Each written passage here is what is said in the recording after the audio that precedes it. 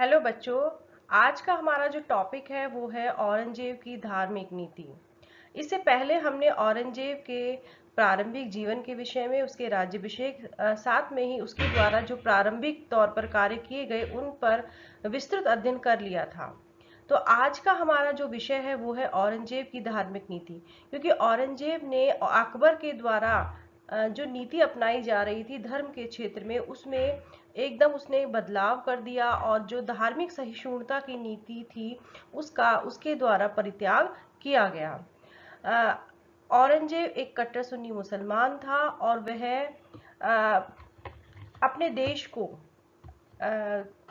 Darul herb के से दारुल इस्लाम में परिवर्तित करना चाहता था और इसके लिए उसके द्वारा कई कदम उठाए गए। तो आज हम अपने इस वीडियो लेक्चर के माध्यम से उन तमाम बिंदुओं पर बात करेंगे जिनके द्वारा औरंगजेब ने अपनी धार्मिक नीति में परिवर्तन किया। तो औरंगजेब एक कट्टर सुन्नी मुसलमान था और औरंगजेब का जो लक्ष्य था वो था कुरान के नियमों का पालन करना और करवाना, और इसीलिए वो इस देश को दारुल इस्लाम में परिवर्तित करना चाहता था। उसका विश्वास था कि उसके पूर्वजों, विशेष कर अकबर ने कुरान के कानून को नहीं मानकर और शासन प्रबंध को बिना किसी जाति और धर्म के भेदभाव के चलाकर बहुत बड़ी भूल की है जिसमें सुधार करने की गुंजाइश है। तो इसके लिए उसने जो कदम उठाए वो निम्न थे। उसने बहुत सारे जो गैर मुस्लिम रीति रिवाज थे उन पर प्रतिबंध लगा दिया। साथ में ही उसने हिंदू मंदिरों को विध्वंस करने के आदेश जारी किए। हिंदुओं पर जजिया पुनः लगा दिया जिसको कि अकबर के द्वारा बंद कर दिया गया था। इसके अलावा उसने सरकारी नौकरियों से हिंदुओं को वंचित किया। साथ में हिंदुओं के विरुद्ध कुछ नियम जारी किए। इस प्रकार के जब आदेश औरंगजेब के द्वारा जारी किए गए तो उससे हमें यह पता चलता है कि वो इस्लाम में इस देश को परिवर्तित, या इस्लाम धर्म में इस देश को परिवर्तित करना चाहता था। तो इन तमाम बिंदुओं पर ही आज का हमारा वीडियो लेक्चर आधारित होगा।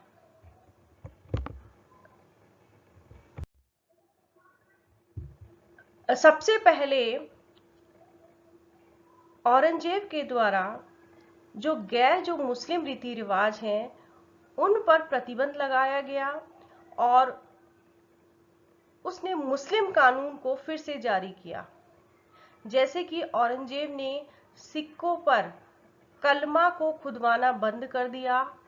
साथ में ही नौरोज का जो त्योहार था उसको मनाना बंद करवा दिया। तुलादान की प्रथा हो चाहे झरोका दर्शन की प्रथा हो, साथ में ही जो नए नए हिंदू राजा थे जो माथे पर तिलक लगाते थे, इन प्रथाओं को भी उसने बंद करवा दिया। साथ में ही दरबार में संगीत और नृत्य है उन पर प्रतिबंध लगा दिया। भांग की पैदावार पर प्रतिबंध लगा दिया। साथ ही शराब पीने पर, जुआ खेलने पर भी उसके द्वारा प्रतिबंध लगाया गया।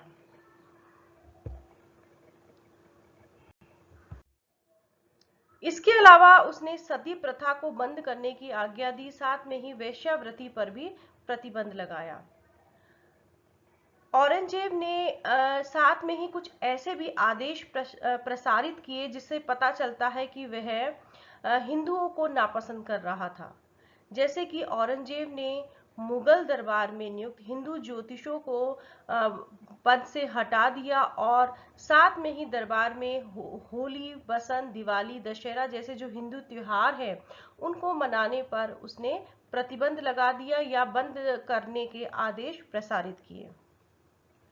इसके अलावा औरंगजेब ने बड़े बड़े नगरों में मुहत्सिब नामक अधिकारी नियुक्त किए जिनका मुख्य काम ही यह था कि वे मुसलमानों को किस तरह से मुस्लिम तरीके से जीवन यापन करना है इसके बारे में बाध्य कर सके।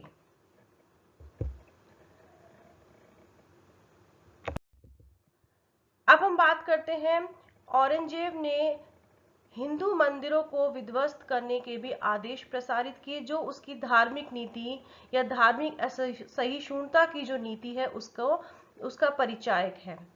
इस संदर्भ में प्रोफेसर जदुनाथ सरकार ने लिखा है कि औरंगजेब ने हिंदू धर्म पर बड़े ही विषैले ढंग से आक्रमण किए। पहले तो उसने यह बहाना किया कि केवल वह काफिरों को नए मंदिरों का निर्माण बंद करवाना चाहता है, और इस प्रकार के फरमान उसने जारी किए, जो औरंगजेब ने अबुल हसन के नाम 28 फरवरी 1659 को भेजा, जिसमें राज्य के आरंभ में ही स्थानीय कर्मचारियों को कटक से मेदिनीपुर तक प्रत्येक गांव और कस्बे में यह आदेश दिया गया कि पिछले 10 या 12 वर्ष के अंदर जो भी छोटे बड़े मंदिर बनाए गए हैं उनको गिरा दिया जाए और पुराने मंदिरों की मरम्मत नहीं करवाई जाए। अप्रैल 1669 में इस संदर्भ में औरंगजेब ने अंतिम आदेश प्रसारित किया, जो उसने समस्त फौजदारों, मुसद्दियों, करोड़ी और गुमाश्तों के नाम भेजा था, और इसमें उसने आम जनता को यह हुक्म दिया कि काफिरों के सारे जो शिवालय हैं और जो मंदिर हैं उनको गिरा दिया जाए और उनकी धार्मिक प्रथाओं को दबाया जाए। इन आदेशों की परिणति इस प्रकार से की गई कि काठियावाड़ का जो सोमनाथ का मंदिर हो, चाहे बनारस का विश्वनाथ का मंदिर हो, मथुरा का केशव राय का जो मंदिर है, उनको तोड़ दिया गया, जिससे सारे जो हिंदुस्तान की जो हिंदू जनता है, जिनको बड़े ही आदर और सम्मान की दृष्टि से देखती थी, तो इस तरह से उसने हिंदू मंदिरों को विध्वंस करने के आदेश प्रसारित किए, जो उसकी धार्मिक असहिष्णुता की नीति का परिचय हमें दे रही थी। इसके अलावा उसने कूच बिहार, उज्जैन, उदयपुर, जोधपुर, गोलकुंडा, बीजापुर और महाराष्ट्र में भी अनेक मंदिरों को तोड़वा दिया। मंदिरों को तोड़ने के लिए उसने अलग से कर्मचारी नियुक्त किए, और इन कर्मचारियों की संख्या इतनी अधिक थी कि उनकी देखभाल करने के लिए भी एक अलग से विभाग खोला गया। इसी प्रकार से आमेर राज्य, जो उसका और उसके पूर्वजों का मित्र था, वहां भी उसके द्वारा मंदिर तुड़वाए गए। गुजरात के हिंदुओं को धर्मार्थ वजीफे में जो भी जमीन दी गई वो वापस जब्त कर ली गई। इसके अलावा उसने मंदिरों को तुड़वाकर उनके स्थान पर मस्जिदें बनाई जाने और मथुरा का नाम भी उसने इस्लामाबाद रख दिया, जो उसकी धार्मिक असहिष्णुता की नीति का परिचायक है। इसके अलावा औरंगजेब के द्वारा जजिया कर को पुनः लगा दिया गया, क्योंकि कुरान में लिखा है कि जो लोग इस्लाम को नहीं मानते उनसे उस समय तक लड़ते रहो जब तक कि वो जजिया ना दें, क्योंकि इस तरह के जो विचार हैं वो पैगंबर के विचार हैं। लेकिन इनका विरोध करते हुए या धार्मिक सहिष्णुता की नीति को अपनाते हुए अकबर ने 1564 में इस घृणित कर को हटा दिया था, और एक शताब्दी तक इसको लागू भी नहीं किया गया।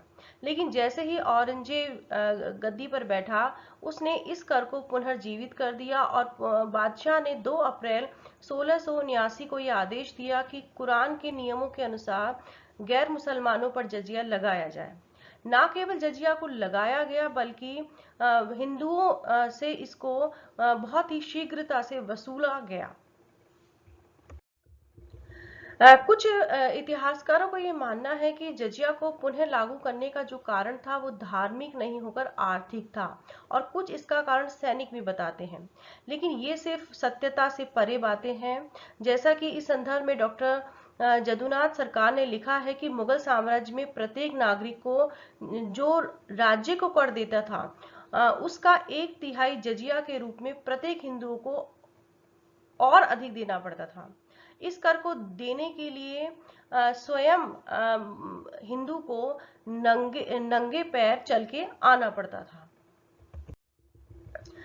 दुर्भाग्यवश जजिया एक ऐसा कर नहीं था जो हिंदुओं को देना पड़ता था। इसके अलावा मुसलमानों के लिए जहां व्यापारिक माल पर जो कर की जो दर थी वो 2.5 या 2.5% थी, वहीं हिंदुओं को यह जो कर था वो 5% की दर से देना पड़ता था।